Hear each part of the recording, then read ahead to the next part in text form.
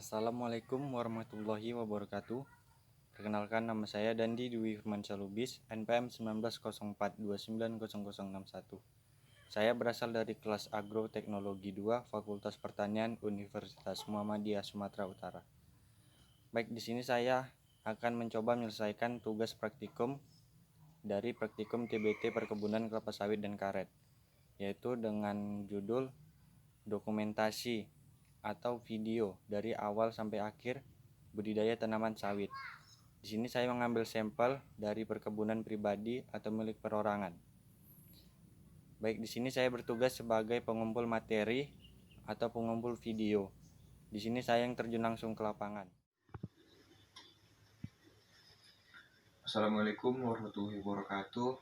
Nama saya Tito Pretmojo, NPM 1904290084. Saya dari kelas Agroteknologi 2, Fakultas Pertanian Universitas Muhammadiyah Sumatera Utara.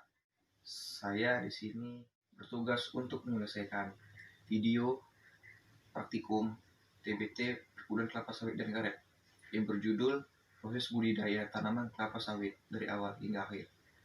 Saya bertugas sebagai editor video.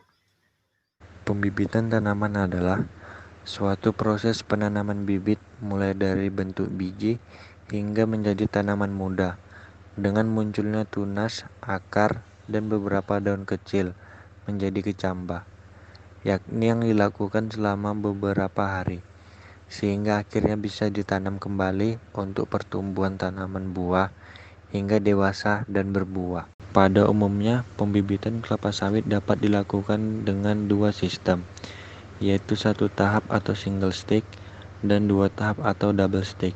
Yang biasa dilakukan orang pada umumnya yaitu dengan menggunakan sistem double stick atau dengan dua tahap. Tanaman kelapa sawit dapat tumbuh dengan baik di daerah tropis atau di dataran rendah yang panas dan lembab. Curah hujan optimum untuk budidaya kelapa sawit adalah 2.500 sampai 3.000 mm per tahun yang turun merata sepanjang tahun. Tanaman kelapa sawit juga dapat tumbuh dengan baik pada tanah dengan pH 4,0 sampai 6,5 dan pH optimumnya antara 5,0 sampai 5,5.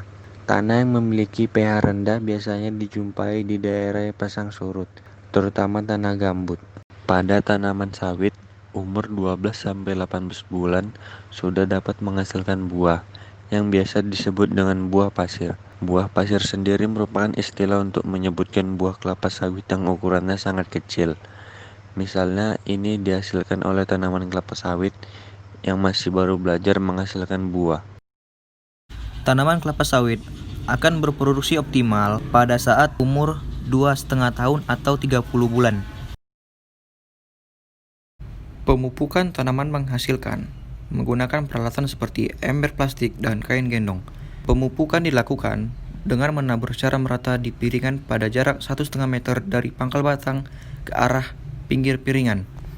Pemupukan tanaman menghasilkan untuk memenuhi unsur N seperti urea, unsur P seperti SP36, unsur K seperti MOP, dan unsur Mg seperti dolomit. Pemupukan tanaman belum menghasilkan biasanya bertujuan untuk merangsang pertumbuhan pada tanaman, seperti merangsang pertumbuhan untuk batang, akar, dan pelepah pada tanaman. Proses penunasan. Penunasan merupakan upaya untuk mengatur jumlah pelepah yang perlu dipertahankan atau yang tinggal di pohon.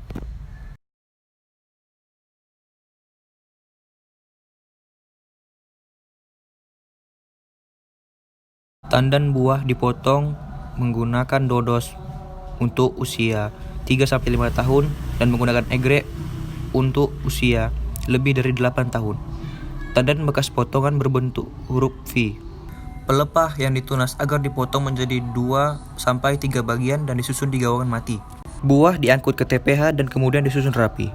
Tandan disusun menurut baris, yakni 5-10 tandan per baris, dengan tangkai menghadap ke atas, ke arah jalan, dan tangkai tandan dipotong berbentuk V. Tandan sebaiknya terhindar dari pelukan pada saat pemotongan, pengangkutan ke TPH, dan ke truk.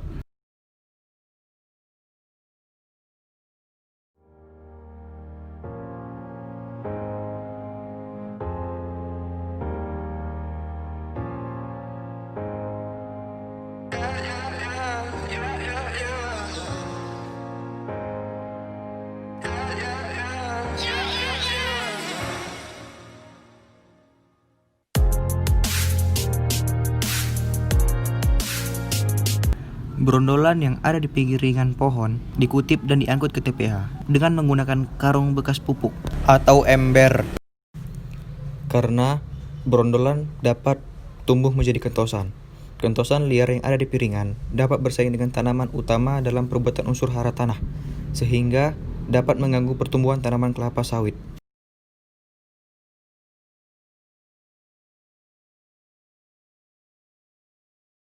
Piringan pohon harus bebas dari gulma dengan jadwal pengendalian sesuai dengan program pemupukan.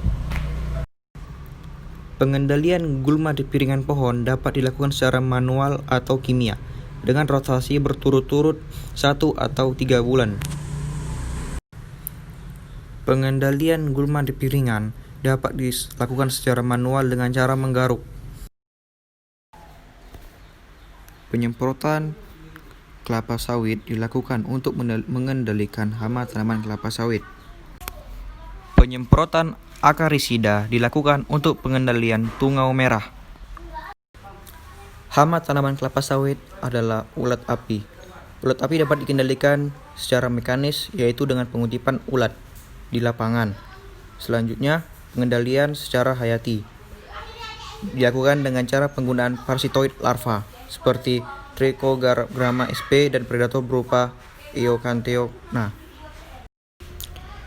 Lalu dengan penyemprotan penggunaan insektisida dilakukan pada tanaman berumur 2,5 tahun dengan menggunakan penyemprot tangan, dan tanaman dengan umur lebih dari 5 tahun menggunakan penyemprotan mesin. Hama kumbang Oryctes rhinoceros cukup membahayakan jika terjadi pada tanaman muda, sebab jika sampai mengenai titik tumbuh menyebabkan penyakit busuk dan mengakibatkan kematian. Pengendalian kumbang ini dilakukan dengan cara menjaga kebersihan kebun, terutama di sekitar tanaman. Sampah-sampah pada pohon yang mati dibakar agar larva mati. Pengendalian secara biologis dengan menggunakan jamur dan virus.